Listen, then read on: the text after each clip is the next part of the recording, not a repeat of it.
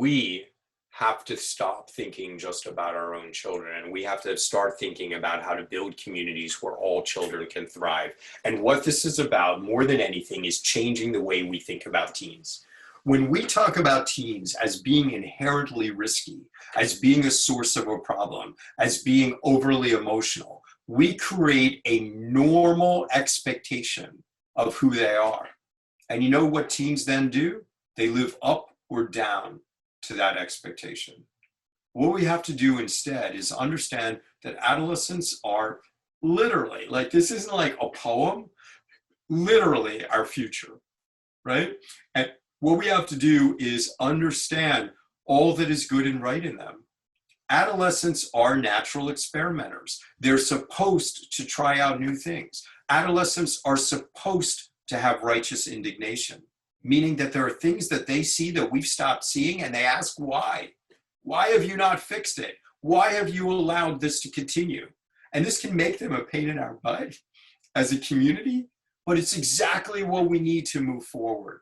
So what we have to stop doing is focusing on adolescence as if it is a time of storm and stress.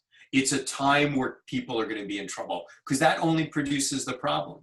Instead, we have to begin looking at adolescents as the people who are our reservoir for a better future. And we have to develop them. We have to celebrate them. We have to give them the opportunities to be their best selves as a community. You do this as a community, your own kid will be in a better place, I promise you.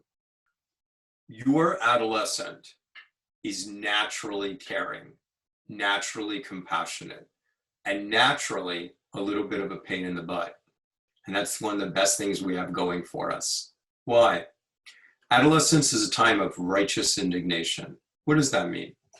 During when your kid was 2 years old, you learned to tolerate and even celebrate the ages of whys. Why is this guy blue? Why can't I do this? Why not? Right? It was this wonderful age of lots of whys. Adolescence is the second age of whys. Why does this problem persist? Why does our culture work like this? Why can't we be better?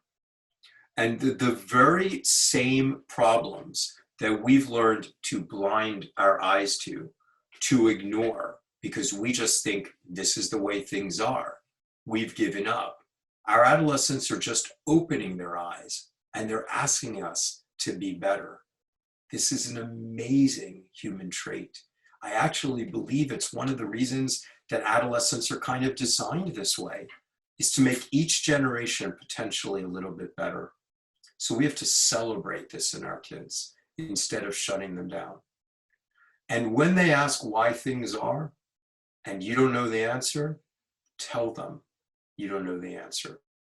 But let them know that you're there to help them begin to explore to find the solutions. The world is feeling really chaotic right now in many different ways. And if your eyes are open, there's a lot of emotions that you're experiencing. And those emotions may range from anxiety to sadness. And you know what? Your adolescent is feeling the same thing. But your adolescent relies on you for something. They rely on you for co-regulation. What does co-regulation mean? It means borrowing your emotions. They're counting on you to be okay so that they can draw from your strengths. So does that mean you should fake it? No. It means you should do your own work. You should process your emotion and acknowledge that you're sad and anxious too. You do your own work, and then you're ready to support your family. So if you're feeling too frantic to settle down and look at yourself and looking at what gets in your way, then look at your children and realize that the first step of caring for them is to care for yourself.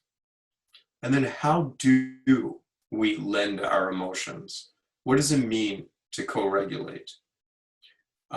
It means that for our smaller children, we should look like the duck gliding on the water, right? And we should do what it takes to look like that smooth duck just waddling along, because that's what a 3-year-old needs, is the sense of safety that they draw from you.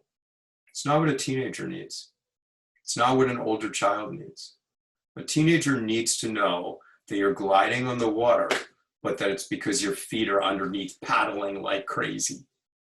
They need to know how intentional your well-being is, how much you are actively taking care of yourself, and what are the steps that you are taking to make it okay, even though the waters are turbulent.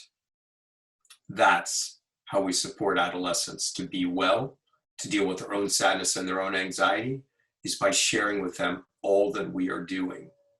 And if nothing else, show them that you turn to other human beings for strength, right? Each of us individually is fragile, but like a bundle of sticks, when we join together, we are stronger than the sum of our individual strengths. Show them how you reach out to others and let them know that it's a source of pride to do so.